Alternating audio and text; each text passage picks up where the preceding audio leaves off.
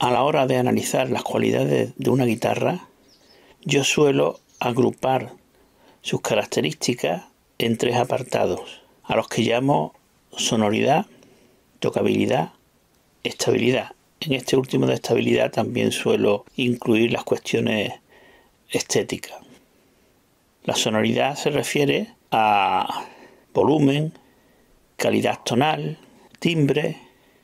Lo de tocabilidad tiene que ver con la mayor o menor comodidad que tiene esa guitarra para el intérprete, tanto de mano izquierda, que muchas veces está relacionado con la acción, es decir, con la distancia de la cuerda al diapasón o al traste, con la rigidez transversal, que es el tacto para la mano derecha de la guitarra, si la notamos dura, la notamos blanda. Y por último, lo de estabilidad, pues está relacionado con que una guitarra puede tener buenas cualidades sonoras, puede ser cómoda de tocar, pero no ser un instrumento recomendable si al poco de estar construido se le rajan las maderas o se le vence el mástil. En el tema que queremos tratar de los instrumentos de torre y el renacimiento de la guitarra en el siglo XX, hay 2 aspectos que nos interesan, uno relacionado con la sonoridad y otro con la tocabilidad.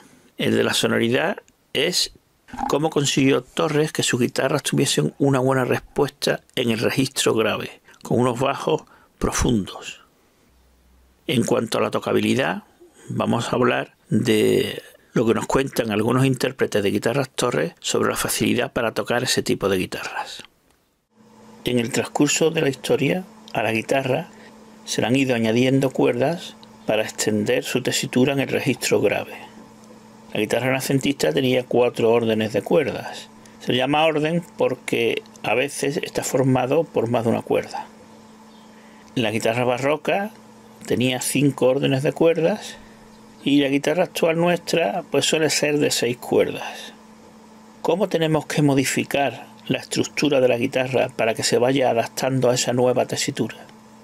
Bueno, pues lo más inmediato, viendo por ejemplo la familia de los instrumentos de cuerdas frotadas, vemos que los instrumentos más graves son más grandes, son más pesados. Entonces en la guitarra pues cabría esperar una solución parecida. Cuando se le añaden cuerdas en el registro grave, para adaptarse a ese nuevo registro, se hace la caja de la guitarra más grande, con mayor anchura de los aros. Se ponen maderas más pesadas, más gruesas. Hubo un científico especializado en acústica, alemán, Hermann von Helmholtz, que hizo experimentos relacionando el tamaño de un recipiente con la nota de la resonancia del aire contenido dentro del recipiente. Las conclusiones a las que llegó a nosotros nos parecerían hoy, creo que bastante lógicas. Cuanto mayor es un recipiente, más grave es la nota que produce.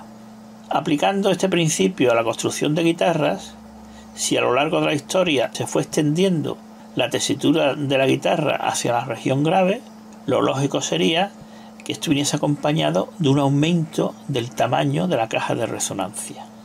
Los 2 guitarristas españoles más importantes de principios del siglo XIX fueron sin duda Fernando Osor y Dionisio Aguado.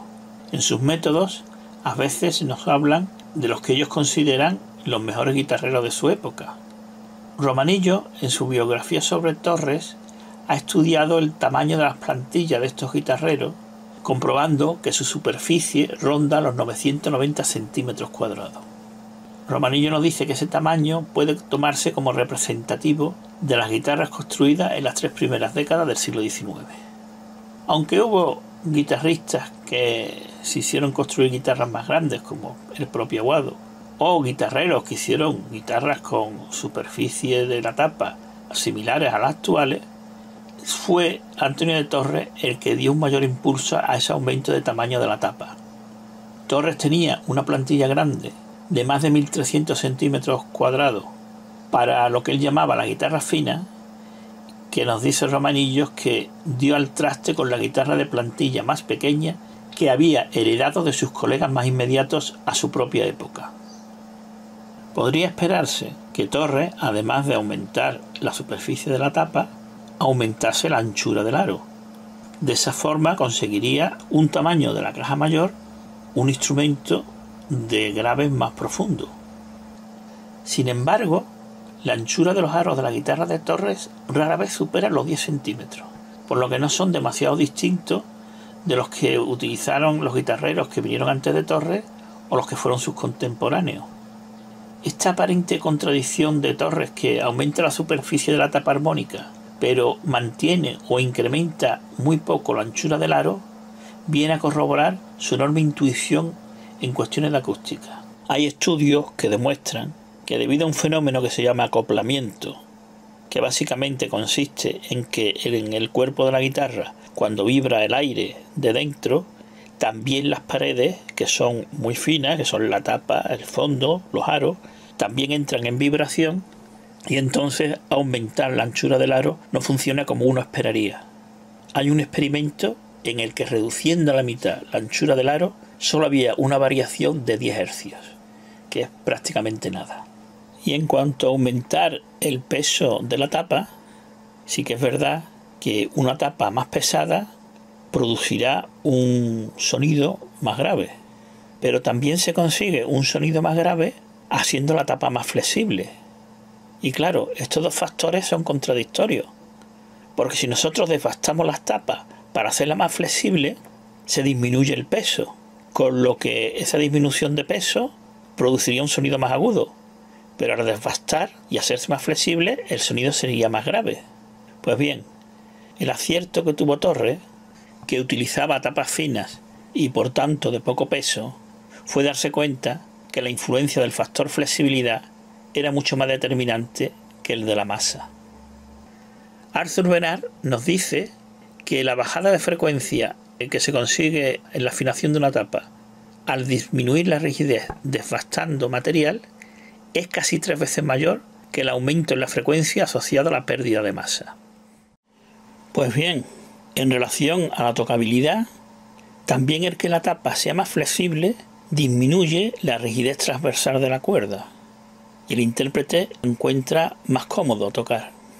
Hay más factores que disminuyen esa sensación de dureza de la mano derecha.